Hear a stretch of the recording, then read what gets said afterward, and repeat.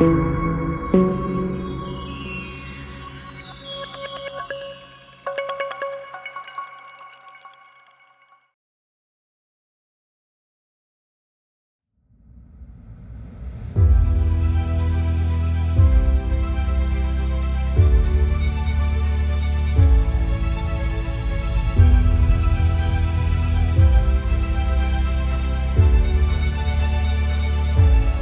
he is, Joe Long in the house.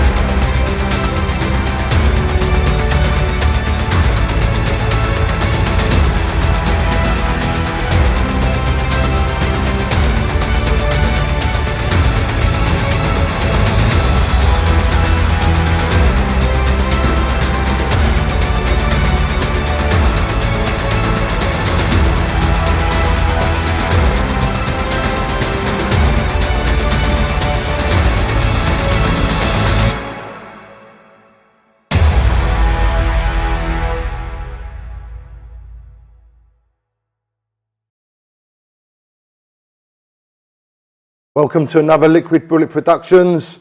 With us today is the director of Fighters Inc. and UFC Gym UK. Also the producer of the film Sucker Punch and acted in it. Promoter of the Cine Show, Pain and Glory, the 10K Karate Clash, Glory London. Also a former England international karate fighter. So, Joe Long, thank you for coming. Cheers, Lee. You made me sound good there. Yeah, thanks for coming, Joe. No worries. So, no worries. Lovely to see you. Just understand you're celebrating your 25th anniversary of Fighters Inc. Yeah, this year is 25th year anniversary. Yeah. Myself and Paul Alderson started Fighters Inc. in '97 at the Epping Forest Country Club with the first dinner show for karate. Yeah. The 3-on-3 Karate Clash, which went on Sky Sports, and that was the start of our promoting career. Wow. So just for the viewers that aren't aware of Fighters Inc., can I just ask you a little bit about that first? Yeah. So myself and Paul Alderson both come from a karate background, both competed internationally. Paul was actually world champion, open weight champion. Yeah. I took numerous English and British titles and medalled in Europe. And when we stopped competing, we wanted to do something for the sport we both loved. Yeah. And which we done with our first event, as I was saying, the 3-on-3 Karate Clash. And we wanted to promote sport, and mainly around the combat sports sector. Yeah. And we was both former fighters. And there was a gentleman locally to where we lived called Barry Neville. And he was a very big soccer agent, football agent. Sound like I'm in America at the moment. Very big football agent who used to look after, and still does, Teddy Sheringham. And they had a company called Players Inc. Right. And we'd known Barry for years, and he was a bit of a mentor to Paul and I. And we was like, Barry, would you mind if we sort of set up Fighters Inc.? And he was like, no, it'd be a pleasure. And we can sort of help you along the way, and you can help us with things. So we've also done like bits and bats in football in the early days, Paul and I. So that's how it was born. Cool. Right, Joe, I'm just going to get a little bit of background, if you don't mind, a bit of sort of where it started for you, where you grew up, a little bit about yourself, if that's okay. Yeah. And then we get into the interesting stuff a little bit later. Yeah. No, I was born in Wanstead, East London, and then brought up mainly in Ilford. Yeah. And then my parents were greengrocers, so I was brought up in a greengrocer shop, right. Sort of sleeping under the stall and then under market stalls and all that caper. So a very sort of working class family, with big ethics around work. You know, like I wasn't sort of ever, just give stuff. If I was give stuff, I'd have to sort of work for it. Yeah, cool. And earn your keep. Earn my keep. And the same with that side of my family, the long side, that was sort of inbred in all of us. Like my cousins, I'm the only child, Right. but my cousins worked on the markets and in shops, in the greengrocery business. So that was really my upbringing.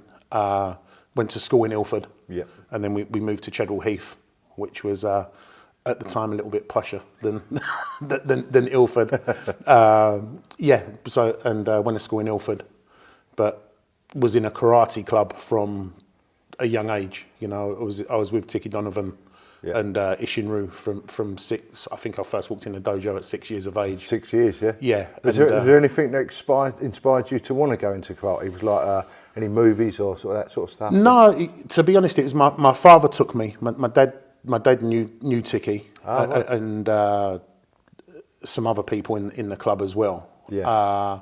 And he just wanted me to. He was a very disciplined person. So my dad, he boxed when he was younger. Yeah. And he wanted me to, because at that point in the sort of early 80s, karate was more of a, it was more on trend, wasn't it, than boxing? Yeah, Is the Bruce Lee movies, Coming this, in that, for the other, the, yeah. And everyone's talking about karate and how disciplined it was. And he just wanted me to have some discipline and get involved in sport. I was quite, still am to an extent, a quiet person, and he just wanted me to have some discipline, around sport.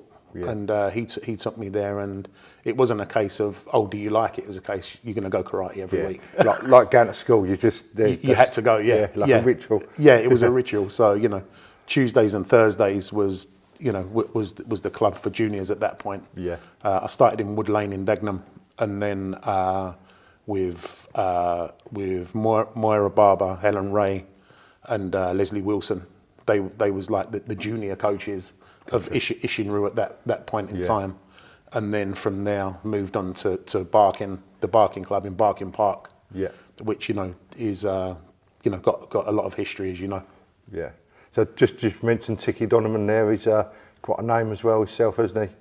Yeah. He's been like he's a huge name. He's probably the biggest name in European, if not world karate from the 80s and 90s, 70s, 80s and 90s, through that golden era of karate when, Britain had numerous world champions, numerous team champions. So he went from competing to coaching, and his record is second to none.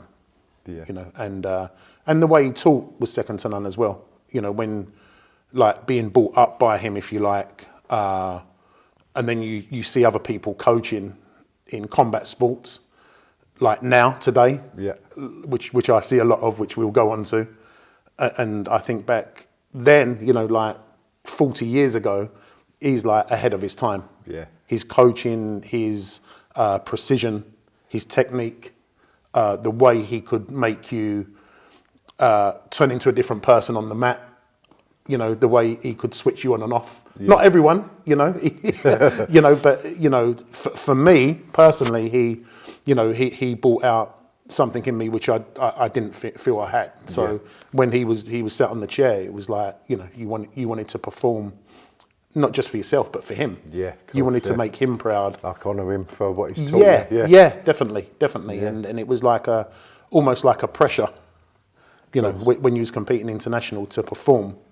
Because if the gaffer had the ump, then you was in for trouble. So how did that progress? So obviously, when you first went into your karate, and just sort of talk us through sort of from the beginning, sort of where you got up to into this international level. Yes, I as I say, started in the club when I was 7. Walked in there when I was 6. Started at 7, and then you start on a local level, and then you progress to open tournaments. So back then there was lots of open tournaments around the country where it wasn't as political as it is now. Where it was like a freestyle open event. Yeah. So you'd compete against kickboxers, you'd compete against kung fu, and you'd compete against karate in the same rules format. And then I think my first national title, which I won, I was 17. but I actually won the senior title. So, yeah, I was 17 and competed against someone like 22, 23 in the final, and that was my first English title. Right, gotcha. Eddie Gillespie. Oh, blimey, In the final, and that was my first English title. And then I got another couple of English titles as a senior. Competed internationally in the juniors and seniors. Medalled in Europe. We got a bronze in Europe, but I never got to that world championship. I got bad injury on both knees. Oh, blimey. Like fluid. Stopped your fighting career. Yeah, that's why I stopped. Oh, you know, really? I would have carried on. You know, I loved it. Yeah. And I wanted to. I actually got selected for the world championships when Vic Charles took over the national team. Yeah. Tiki stopped, and then Vic took over. I got selected for the world championships. Had fluid on both my knees, and basically made a decision to stop. Yeah, I suppose you got to put your health first sometimes, didn't you? Otherwise, it's going to wear your body out more and sort of cause more injury. So. Yeah, it was a funny time because I was working at that time, and I wanted to work for myself also. Yeah. And it was like a sort of T-junction in my life where it was like, are you going to go and compete and not have no money? Yeah. You know, or are you going to, you know, be sensible and, you know. Yeah. Where did your right sort of fighting career take you? Like, did it take you abroad and stuff? Yeah. Loads of places, Lee. Yeah. I mean, mainly in Europe. Yeah. You know, all around Europe. You know, but it's quite a funny story. I was really delighted to get my England badge. Yeah. And the first Europeans I competed at was in Wales.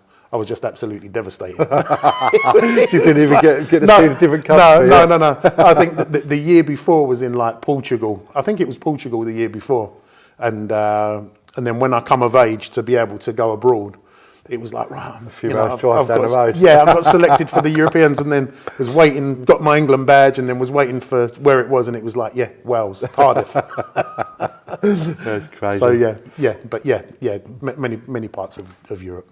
Yeah. So what sort of age did that take you up to, Joe? With To 22. 22? Yeah, to 22. Yeah. And that's when I started working for myself, literally from then on. You know. Did you go straight into the Fighters Inc. company from there? Or was Yeah, that later literally about a year later, we sort of set stuff up. And then I think a year later, 97. Yeah, a year later, 97 was the first event. Yeah. So can I just ask you sort of in more detail about the Fighters Inc. Because obviously you're a very successful company. You've done some amazing stuff. Obviously for viewers that don't know, can we just get into the real details of it?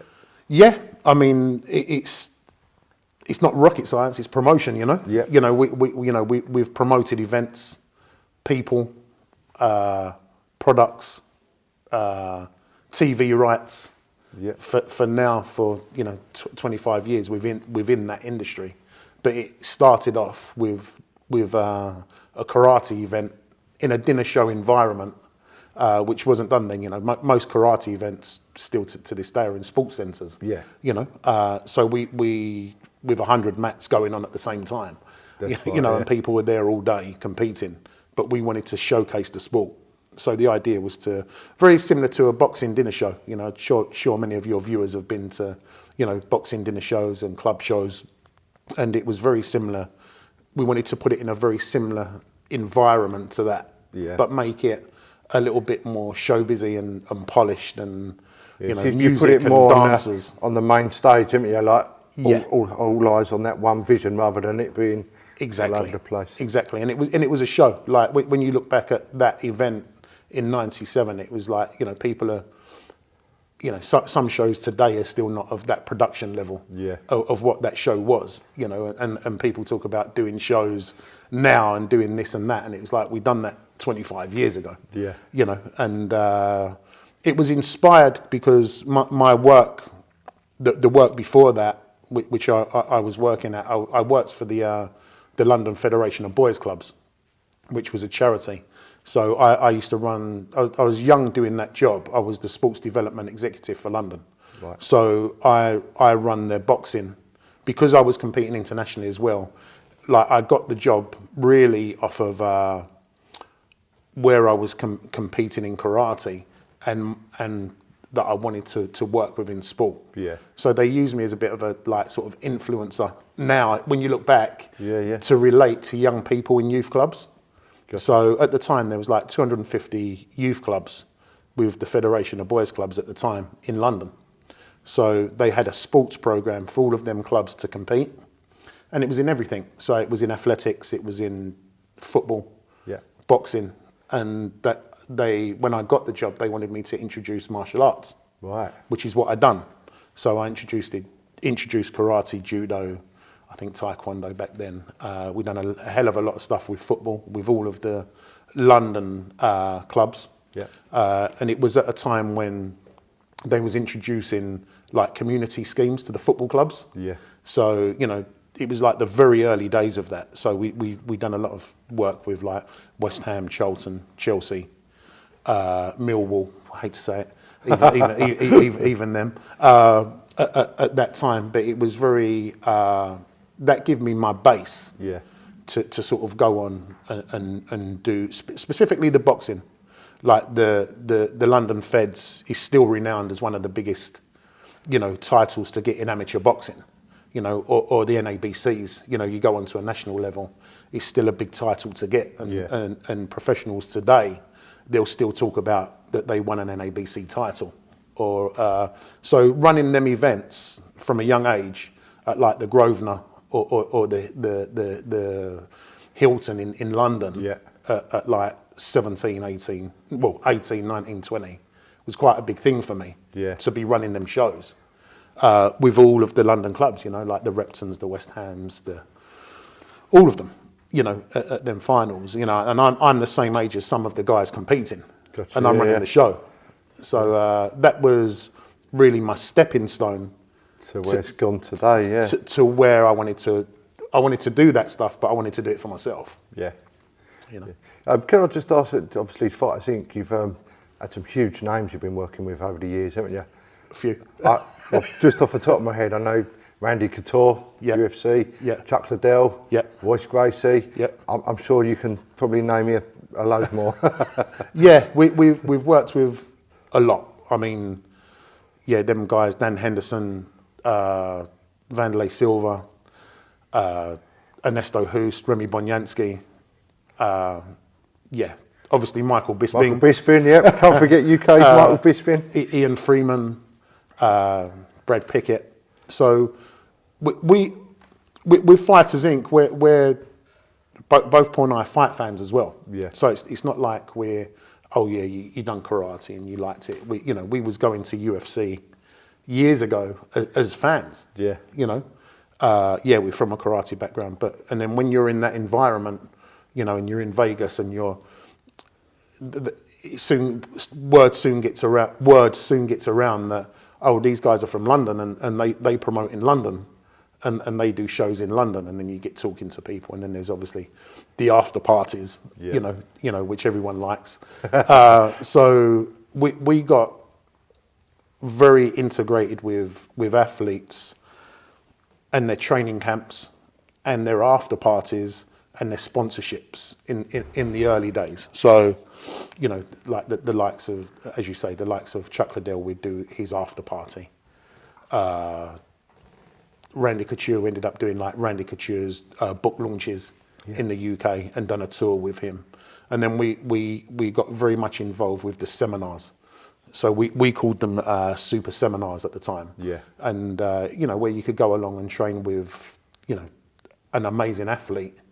Something you'd never get to do normally, isn't Something it? at that point in time, these people wasn't available for people to go into a gym like this and train with. Yeah. Everything, stuff was more behind closed doors then, unless you was going to America and you wanted to walk into their gym and it's very rarely happened, Yeah. unless, people from the UK was competing, then they'd go to America and go into camp. So we kind of reversed it and said, look, come to the UK and get involved with us, and we'll do seminars, and we can work on sponsorships. I think a lot of that come off of the Senny show, which you obviously been to. Yeah, we've been to them, mate. I think most people have, haven't they? Yeah. Anyone that's into martial arts would know about the Senny show. Yeah. So so the next event, we started with the 3-on-3, and then the next event we done was an expo for the combat sports, which was at the NEC. I think that was around 99 or 2000. And it was, as I say, it was like, we always call it like the ideal home exhibition, but for the combat sports world. Yeah. And can I just get you to explain a little bit of the Senny show? 'Cause obviously, some people may not have heard of it and realise what a big event it is and what goes on there. Yeah. Well, it was. There was nothing at that time. There was nothing really. It was Paul's idea. The Senny show. Paul Alderson. Yeah. I mean, he don't have a lot of good ones, but that was a good one. Basically, at the time, it was a lot of stuff was being done through like mail service. You know, like where you filled out a form and you got sent goods for combat sports. Yeah. So you had your magazines, you had your combat, your fighters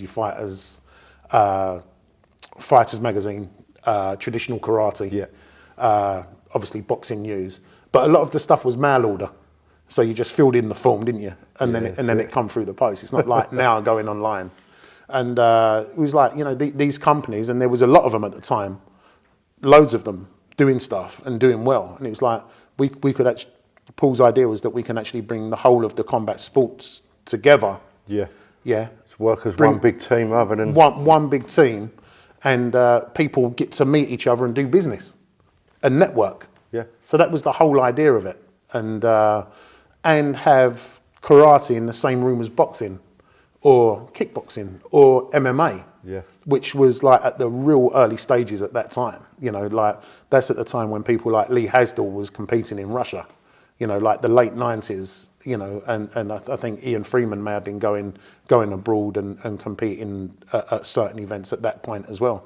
But they was like the two top guys at that time, and probably Mark Weir as well. Yeah. And it was bringing everyone together. So some people would go to the show and go, oh, I love karate, I'm just here to watch karate. And then some people would be, oh, you know what? I do karate, but I want to watch the boxing, or I want to watch the MMA or the jiu-jitsu. I think even that I think a lot of people, like, if you do one discipline, you're so focused on that and, this is the best, that's crap. Correct. Until you actually, I've done it myself, I've always thought, karate's the best, the punch, kick in, judo's, what they only just cuddle each other. Yeah. Until I went and done judo, and I got thrown around like a rag doll. Of course, yeah. And then I think, actually, that's good. Yeah, and so I think unless you actually see these different things going on, you don't sort of realise how good they can be. Yeah, it's something you can take from each of all of them. Yeah, most definitely. I think it's a great thing to, like you've done, put together. Yeah. So people can see all the different stuff that goes on. Yeah. So that was really the basis of our sort of contacts in the combat sports industry, because it was the whole spectrum. Yeah. And a lot of people who work within combat sports, they just work in, as you say, karate or MMA or boxing, but we've worked across all of it. Yeah. And worked with different athletes, promoters, brands, you know, from all of it. It's funny, you can't see it on camera, but behind you there's a product, and we actually launched it I've only just seen it, and we actually launched it at the Senny show. It's over there. It's I think it was called the Mac Pad, and we launched that probably the year when Lee Murray fought in UFC. Blimey. And that company I don't think exists anymore, but Johnny Nelson launched that product over there at the Senny show. So it's like sitting in a gym like this, like you see things surrounded. Yeah, and you see posters and T-shirts. I've seen a Senny poster in there as well. Yeah. Joe. So this product is called the Mac Pad. And I actually thought this was a good product. So you hold it, and you just move it like a head. Right, gotcha. Yeah. But I haven't seen one of these in probably about 10 or 15 years. That's why it's got so much dust on it. It's got a lot of dust on it. Look, it's all coming off. But this was actually launched at the Senny show with Johnny Nelson. Blimey. Yeah. So there you go. So, but it's that's what the show was for. It was about bringing people together. Yeah. And launching products, getting people to do business with each other, even if it wasn't at the show. Like I remember a big brand.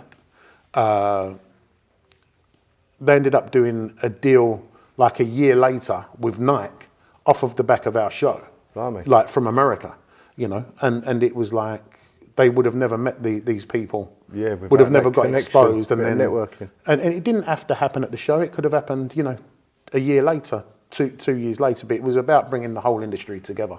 Yeah. And we done that very successfully for, I think our last show, which we run, was in 2016 at the O2. I was there. I think I was there, Joe. And yeah. And then we done the first Bellator show in London that night, which when Michael Page fought Cyborg, and that was our last show. And then from there we've then concentrated on the gym stuff. Yeah. So just going back to the cine. Yeah. There was something there for everyone, wasn't there? Where if you wanted to compete, you could compete. Yeah. If it was just wanted to spectate, if you was there to get the merchandise. Exactly. If you wanted to train in the seminars. Yeah, well, we had seminars, Yeah. competitions, obviously great deals on products as well. You could pick up some really good deals and giveaways, you know, over the weekend to network with different people. We also introduced a lot of other stuff. We introduced like a film festival for combat sports, which is still going today independently. Yeah. The Fighting Spirit Film Festival. Yeah. We done like a lot of memorabilia stuff as well. Like we worked with the Bruce Lee Foundation. Yeah. And brought like Linda Lee over and Shannon Lee. And there was something for everyone. You know? Also done a lot of the meet and greets with the top fighters and stuff at the time. Yeah, we did, you know, with, as I say, like the names are endless who we worked with, and it's like funny because that's almost coming back round now. Yeah. With some of the big names, like with like the Arnold Sports Festival, which launched in the UK last year. Yeah. You know, they asked us to get involved with the combat sports, with the Arnold Festival, and last year they had Khabib and GSP. And we run all of the combat sports for that show, and doing it again this year. So already they've announced Sugar Ray Leonard and Michael Bisping. So is that a little bit like the sort of Senny show? It's like the Senny show, to be honest. You know, it's like the Senny show, but it's wider in terms of combat sport has only got one area. Yep. The whole show isn't combat sport. Right. There's a lot of bodybuilding. There's a lot of CrossFit. There's a lot of nutritional companies. So it's based more around nutrition and fitness. Yeah. You know, where our show was based around combat sports. It was just combat sports. Does Arnold Schwarzenegger actually attend to them himself? Or I think he didn't come last year because he had an health issue. Right. But he usually does, yeah. And I believe he'll be there this year. Blimey. As well, yeah. Another big name you've worked with. Yeah, I mean, we've done some stuff with them previously on the Arnold Festival when it was in Europe and in Vegas. We'd done some work with them before. Yeah. But as I say, the Arnold Sports Festival UK, the first show they done was last year, and it was sold out. I think they sold 30,000 nearly 30,000 tickets a day. No, 30,000 tickets a day for 3 days, and it was a sellout. And we done a karate event, a mixed martial arts event, amateur mixed martial arts with EMMA, the English Mixed Martial Arts Federation, taekwondo team event, no-gi submission, and BJJ event. Yeah. So we run 5 events across that weekend. We had about 500 athletes. We could have had 5,000, to be honest. But they wanted it as a showcase for combat sports in this space, and we done that, and it was a great weekend, and a few a lot of celebrities floating around, and also people from years ago come out to it just to sort of catch up, which was really cool. Yeah. Could I just ask you about your Senny show? Would you ever go back to that now? I know there's a lot of people that sort of miss that. Yeah, well, I think the Arnold's does it, you know. Yeah, yeah. I think the Arnold's into that one. Yeah, now. I think the Arnold's is a nice. Because you've got more. You've actually got more. Right. You know, you've got other stuff to see. Yeah. So, and to be honest, going back to that and doing that full time, with the other stuff which we're doing with UFC, is going to be a tough one to call. Yeah, to be honest. Yeah, I just obviously from my own perspective, I've seen it on Facebook, the Arnold show. I just didn't realise it was linked with all the combat stuff. So you're back again this year with the Arnold show? Yeah, so we're back this year. As I said, Michael Bisping's already confirmed, Yep. or just got confirmed this week that he's coming to the show. Sugar Ray Leonard's coming to the show. Yep. So they're two which are already confirmed. I think we had 2 tatamis and an octagon at the show last year. Yeah. But I think we're going to go up to sort of 4 tatamis and a ring and an octagon this year. So it's slowly getting bigger and bigger. Getting bigger. But it'd be an interesting weekend. It's the end of September. But Arnold Sports Festival UK. Yeah. You know, just go on there and get your tickets because it will sell out quick. Yeah, and like you say, it's something for everyone. So. There's something for everyone. Yeah, there's something for everyone, and you know, especially if you're into like nutrition, you know, fitness in general. Yeah. You know, it's as I said, it's a wider show than the Senny show. Yeah. Do they also have the meet and greets there? That sort of Yeah, stuff? they have big meet and greets there. Sylvester Stallone was there last year. Wow. Yeah, they have big meet and greets. They do a lot of different packages to what we used to do. So like a lot more options on packages. So they do the meet and greets, and then they do a big arena show. Yeah. Where, you know, it's about 2,000-3,000 people in the arena with a Q&A with the athletes. Yeah. So, you know, like last year was Khabib and GSP talking about MMA and talking about, you know, their careers in one arena, and then they done a different show with Sylvester Stallone in the arena. So yeah. While we're talking about MMA fighters and UFC, you're actually the director of the UFC Gym UK, Joe. Is that correct? I am now, mate. Yeah. Yeah. Can we have a little bit of information about that? Just a little bit, yeah. So yeah, we announced in 2018 that UFC Gym was coming to the UK, the first territory in Europe to roll out the UFC gyms. Yeah. And partnered with Michael Bisping on it. So Michael actually has a gym in California where he lives, and got involved with the brand, obviously. Yeah. You know, but you know, being a former champion. Well, at the time he wasn't a champion actually. It was before he won his title. Got involved with UFC Gym, which is a great brand. It's, you know, it's for the whole family, all ages and abilities. A youth program.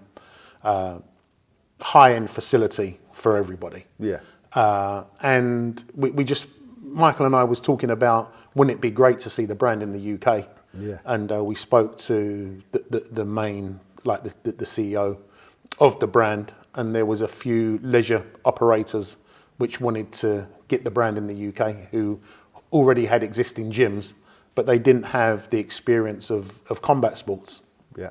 Which, you know, luckily, I spent all my life involved with, that's right. and actually had a good relationship with the UFC as well, because we worked with them very closely with the Senny show.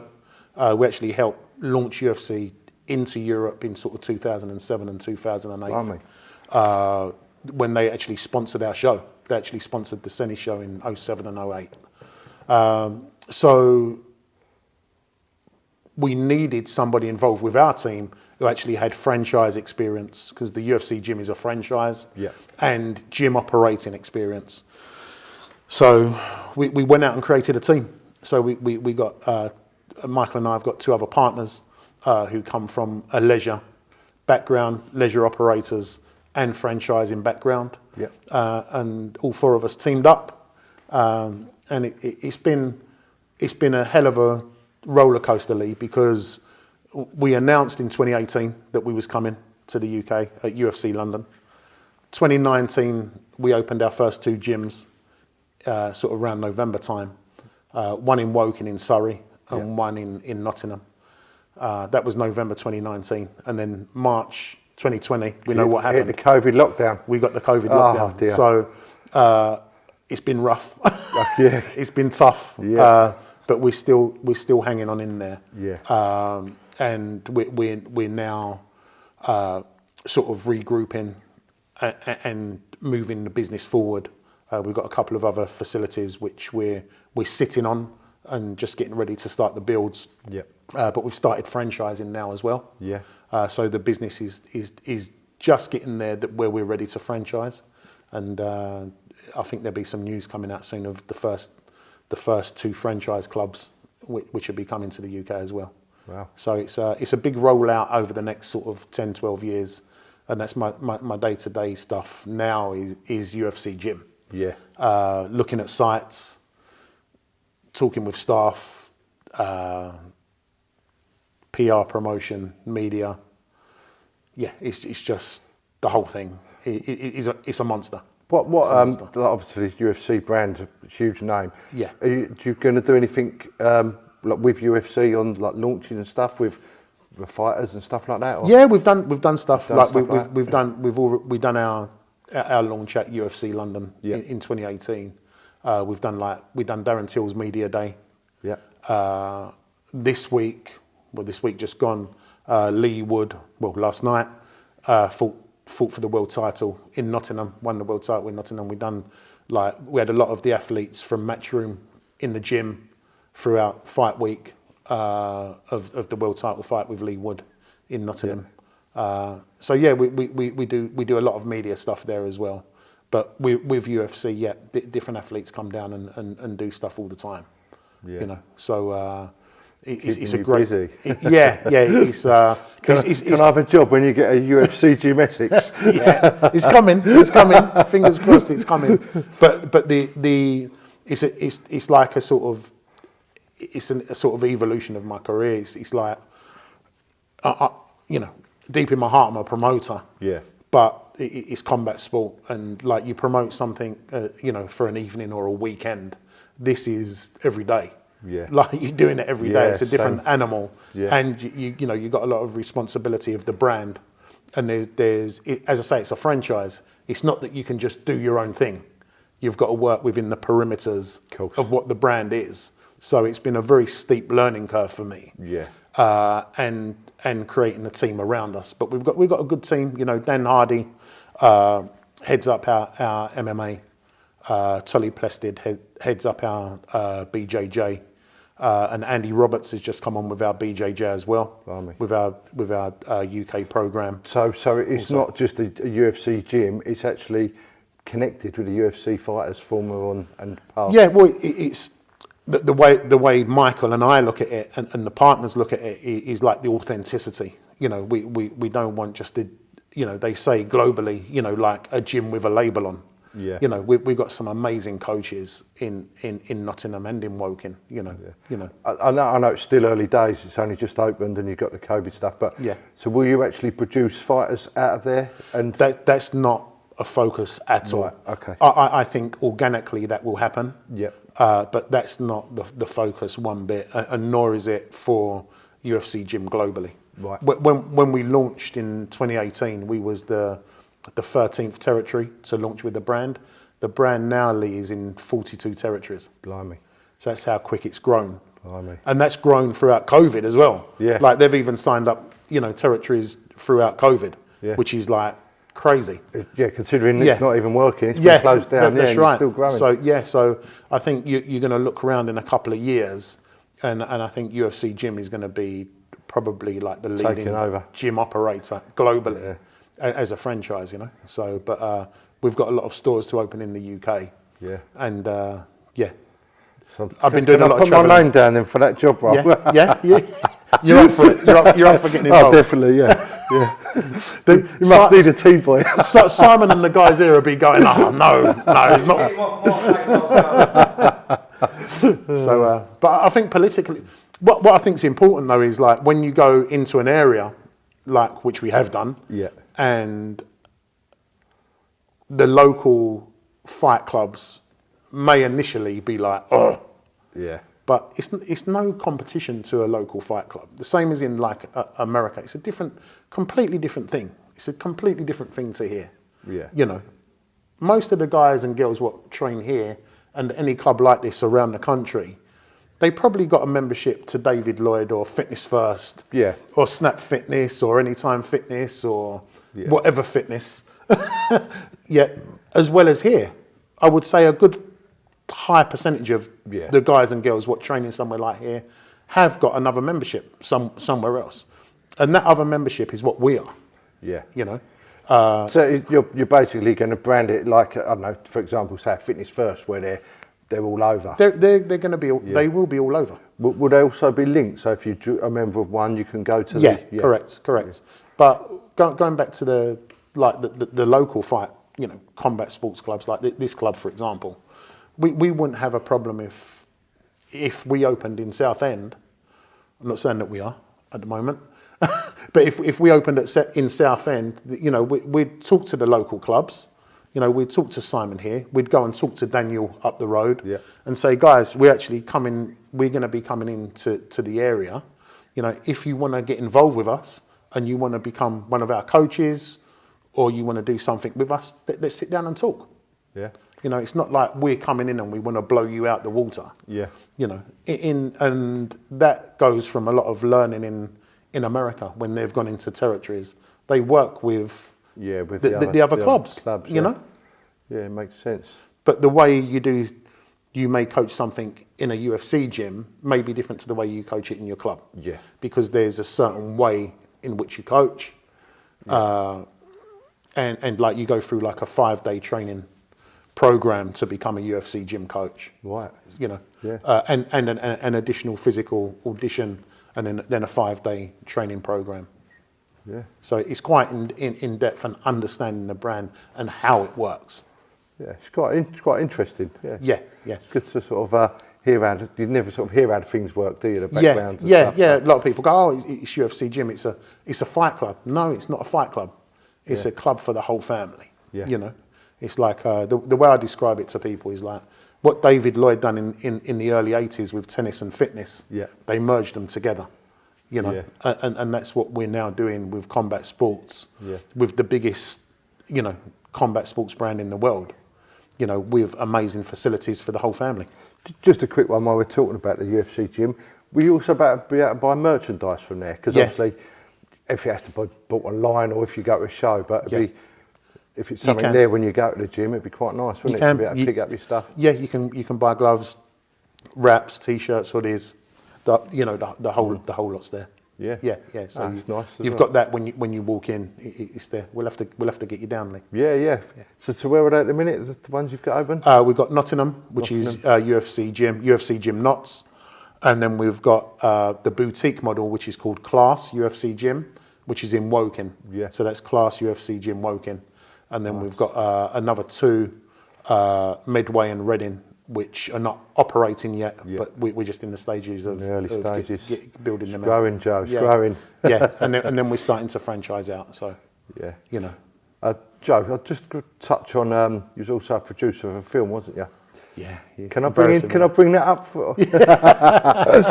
I remember. Yeah, I was going back. God, it must have been about 10 years. I like all my sort of fight films and the old gangster type films. I was watching a film, Sucker Punch, and then suddenly Joe Long's in there. Can you tell us a little bit about that? Yeah. So I produced the film. You produced it? Yeah? I produced it with. So a lot of people within the combat sports world would know Malcolm Martin. Yeah.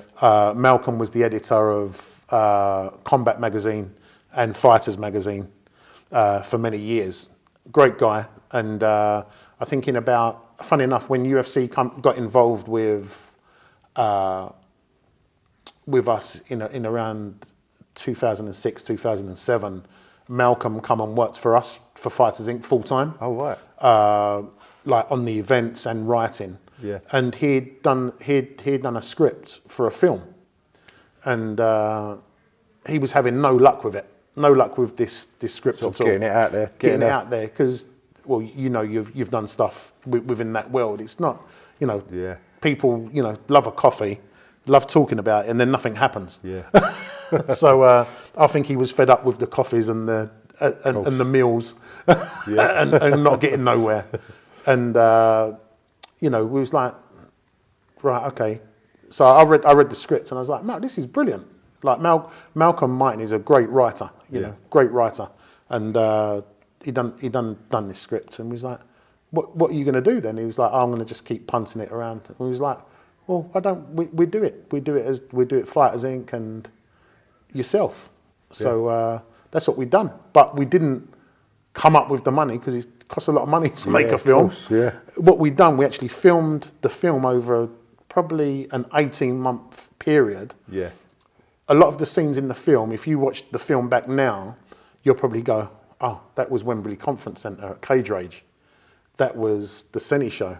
That was York Hall with like a boxing show. Gotcha, yeah. And so we pieced all these different scenes in and around what we was doing. Yeah, got so you, we makes didn't pay sense. for locations Yep. as such, because we'd already paid for it for the fight show or Yeah. whatever. So when you look at it, the production value, even though it's an independent film and it's not BAFTA quality. Well, it could be BAFTA quality. It's not Oscar quality. Yeah. It's an independent British film, but we done it. What we done it for is like, I wouldn't say cringeful, but it's like amazing what we done it for. Yeah. You know. Yeah, And we right. pulled in favours, and it was just like a great time. You know, we had Ian Freeman was in it. Yep. So it was based around the 70s film Hard Times with Charles Bronson. Yeah, I can't remember that one. So Before my time, that one, Joe. Yeah, yeah. So Charles Bronson was like a street fighter. Yeah. So it was based around that, but with humour and comedy Yeah. in London. That was the whole idea of the film, the premise of the film. Yeah, 'cause you had Tom Hardy was in it, wasn't Yeah, we had Tom Hardy in it, Tamer Hassan, the lead role, Danny John Jules, very good friend, become a very good friend of mine, Gordon Alexander, Antonio Fargas, Huggy Bear from Yeah. Starsky and Hutch. Wasn't that the other one, Danny John Jules, the cat out of Red Bull? Yeah, Danny John Jules is Yeah. yeah. Danny John Jules So is the really, cat at for an Red Bull. independent film, there's some big names in there. Huge names, and then we had again through work, and they would. Malcolm had done an interview with them years ago. The Stranglers actually done our whole soundtrack. Oh, wow. So the whole soundtrack was done by the Stranglers, like Baz from the Stranglers. He actually used to do karate. Ah, right. So he was like he'd come to Senny before. Yeah. So it was like, it was just like a big sort of fight family created Yeah. this film, and Leon Walters was in the film. Yeah. So it was How like. did you tie Tom Hardy into it then? He's like, So Tom, that would have been an expense on its own, wouldn't it? not at the time. Yeah, I suppose he hadn't made the big Hollywood movies. He was by just then. on the verge of. Yeah. It was before he crossed over. But he'd done a lot of work with Tamer Hassan. Yeah. So Tom and Tamer, they was in Layer Cake together. Yeah. And it was Layer Cake, wasn't it? Where they played alongside each other. And he was good friends with Tamer. Tamer was coming to film. And Tamer's a friend of mine anyway. And he come to film, and he was like... Try and get him on with us then, if he is. I worked with him on Body by Blood, Tam. I was one of Tam's boys. Okay, So, right, okay. But yeah, if you could have a word, if he wants to come on, we'd love it. Okay, cool. Yeah, I'll give you his details. And yeah, so Tamer got Tom to come along, but what a lovely guy. And then it's weird because then so many years later, he's doing like the Warrior around cage fighting, you know? Yeah, and, that's right, yeah. So. Because you actually done the acting role in there as well, Joe. I've done a little acting role. How did you find that? All right, you know what? I done acting when I was a kid. Oh, really? Yeah, like when I was very young. Yeah. And I was never meant to do that role. Someone else had dropped out. Blimey. And it was like, Just sort of stepped in at last minute. do you want to do it? And it was like, I'd love to do it. And then part of me is going, no, I don't want to do it. And then it was like, I'll just get on and do it. I think that character suited you well, though. It went well. News, yeah. It did actually. Yeah. But Malcolm and Martin and I laugh about it. But yeah. So yeah, it's good. But it was. I think it's 15, around about 15 years old now. Time flies, doesn't it? Coming up to 15 years old, yeah. Yeah. Because in America, it actually went out with Lionsgate. Lionsgate took it in America, and I think in the next year or so, the rights come back to us. Gotcha. And I know Danny John Jules has been banging on about doing a part 2. So you never know. You should do it, mate. Definitely. You never know. So a lot of people like them sort of British-made films. Like that's Yeah. how Guy Ritchie started out, wasn't it? Sort of Lock, Correct. Stop and that sort of Yeah. stuff. So Yeah. the interest is huge on them type of thing. Yeah. Well, Danny was in Lock, Stock. Right, Danny was the barman in Lock, Stock when they're talking about when he's talking in sort of rhyming slang. Yeah. So that's Danny. Danny's the barman in that scene. Joe, so you've been around a lot with a lot of famous people and stuff. You're making me sound elderly. Oh, sorry, mate. Yeah. Have you got you must have had a good few laughs on the way. Have you got any funny stories you could tell us? I've got a million stories, but I'm not going to bore you with any of them. There's. I think with like the like obviously the after parties and the socialising aspect of our industry has always been good, you know. Yeah. But as I've got older, I'm like, I can do without that now. Yeah, of course. You know, it's like I'd rather get an early night in, you know, and a lot of times I'd rather, and it sounds awful, I'd rather watch the fight from at home. Yeah. You know, Yeah. put the fire on and put my feet up. But no, there's 101 stories. I can't think of one off the top of my head just to. I'm just going to bring up something I saw on social media, if you don't mind, Joe. Go on. I saw Chuck Liddell pushing a car for you once on Facebook. I can tell you that story. That was, do you remember that? I remember it. I remember seeing Chuck Liddell like pushing the car. I was thinking, what the hell's going on there? You got Chuck Liddell pushing the car. At the time, he was like a massive name in the UFC. And Well, I'm thinking, actually, how comes he's pushing a bloody car? There's a lot of stories like that which are just like, you know, they're just fun. You know. So we was doing this tour. We done a tour with Chuck of so many gyms. I think you come and trained on one even. Yeah, you may have London, trained yeah. on one. And they was busy, you know. They was busy up and down the country. We was up and down the country. I think we done about, I don't know, 8 or 10 dates in different gyms. Yeah. And when you're on the road doing that, it's a lot, you know. It catches up with you. Yeah, cool. And we're up north somewhere, and we're in this petrol station, and this person's run out of petrol. In the station. In the station. Like, no, sorry, they've not run out of petrol. They can't, the car's not going.